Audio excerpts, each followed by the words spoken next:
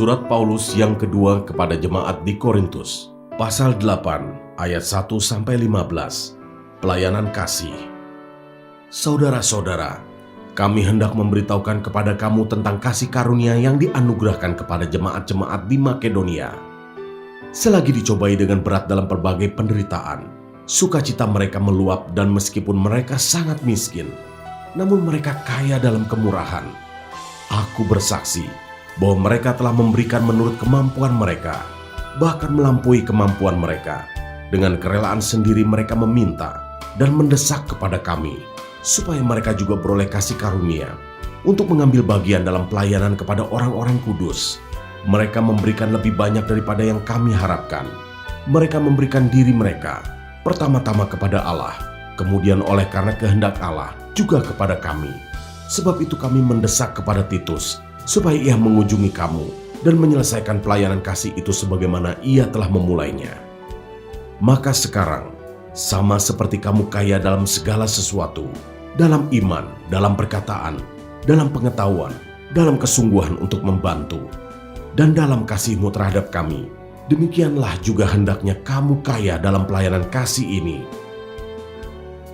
Aku mengatakan hal itu bukan sebagai perintah, melainkan dengan menunjukkan usaha orang-orang lain untuk membantu. Aku mau menguji keikhlasan kasih kamu, karena kamu telah mengenal kasih karunia Tuhan kita Yesus Kristus, bahwa Ia yang oleh karena kamu menjadi miskin, sekalipun Ia kaya, supaya kamu menjadi kaya oleh karena kemiskinannya. Inilah pendapatku tentang hal itu, yang mungkin berfaedah bagimu. Memang sudah sejak tahun yang lalu kamu mulai melaksanakannya dan mengambil keputusan untuk menyelesaikannya juga.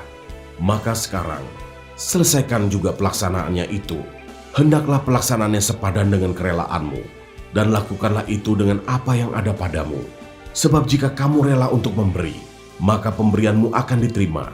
Kalau pemberianmu itu berdasarkan apa yang ada padamu, bukan berdasarkan apa yang tidak ada padamu.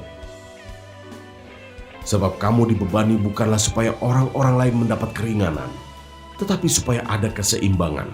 Maka hendaklah sekarang ini kelebihan kamu mencukupkan kekurangan mereka, agar kelebihan mereka kemudian mencukupkan kekurangan kamu, supaya ada keseimbangan. Seperti ada tertulis, orang yang mengumpulkan banyak tidak kelebihan, dan orang yang mengumpulkan sedikit tidak kekurangan.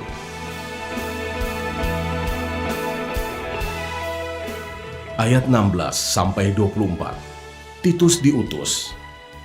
Syukur kepada Allah yang oleh karena kamu mengaruniakan kesungguhan yang demikian juga dalam hati Titus untuk membantu kamu.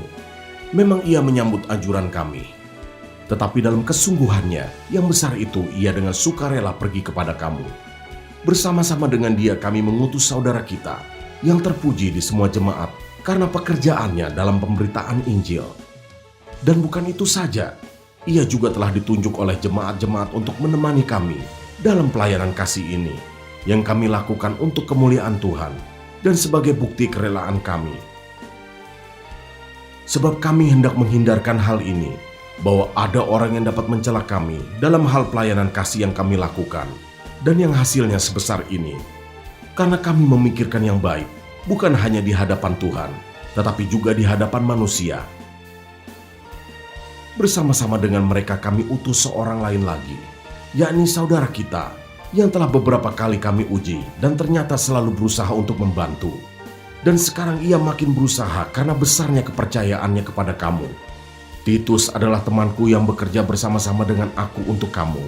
Saudara-saudara kami yang lain itu adalah utusan jemaat-jemaat dan suatu kemuliaan bagi Kristus.